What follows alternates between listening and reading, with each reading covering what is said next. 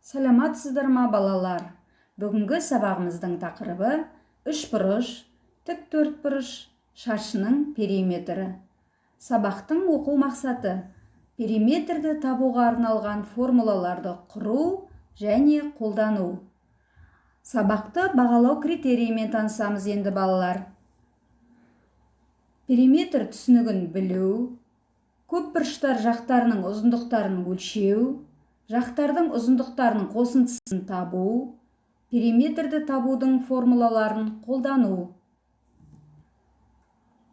Ал енді балалар, біз биыл Абай атамыздың туғанына 175 жыл толғанын білеміз. Міне, Абай атамыздың табиғат туралы өлеңдерінде табиғаттың көркем көрінісі асқан шеберлікпен суреттеледі. Жазғытұрым өлеңдерінде жаңа қонысқа көшіп келген ауылдың тұрмыс тіршілігінің тұтас көрінісі бар. Міне балалар, далалы жерге көшіп келген ауыл қозы лақтарын қоршауға қамайды. Ал енді балалар, алдымыздағы суретке назар аударайық.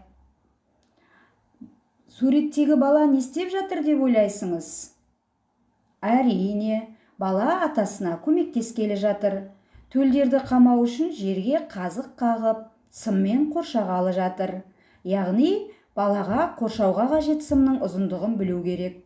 Демек, сынық сызықтың ұзындығын өлшеу дегеніміз, оның барлық кесінділерінің ұзындығының қосындысы.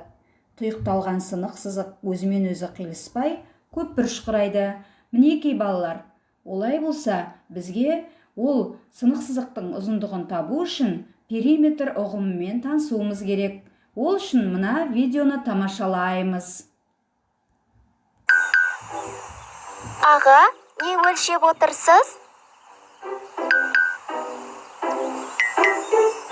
Гүлегілген ағаш отырғызылған учаскелерге қоршау салу үшін олардың периметрін есептеп отырмын. Периметр деген не? Фигураның периметрі дегеніміз, оның барлық қабырғаларының ұзындықтарының қосындысы немесе тұйықталған сынық сызықтың ұзындығы. Периметр латынның пи әріпімен белгіленеді. Периметрді есептеу үшін миллиметр, сантиметр, метр және километр сияқты ұзындық өлшем бірліктері қолданылады. Мына учаске көп бұрышты.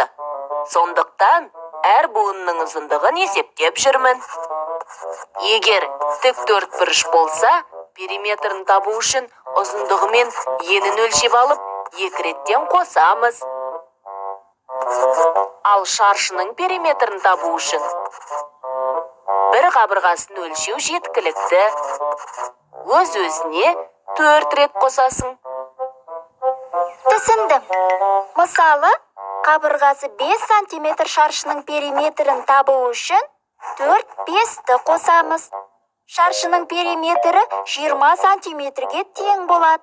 Ал ені 3, ұзындығы 5 сантиметр болатын тік төртбұрыштың периметрін табу үшін ұзындығы мен енін 2 реттен қосамыз.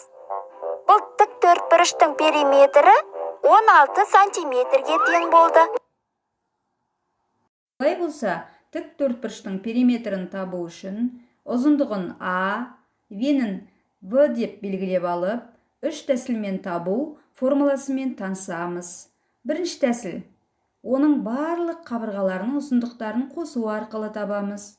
Екінші тәсіл, оның ұзындығы мен енінің қосындысын 2-ге көбейту арқылы.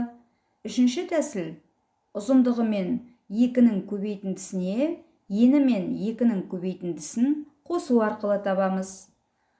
Келесі шаршының периметрін табу үшін бірінші тәсіл, барлық қабырғаларының ұзындықтарын қосу арқылы табамыз. Ал екінші тәсілде бір қабырғасының ұзындығын 4-ке көбейту арқылы табамыз. Енді мына үшбұрышқа назар аударайық.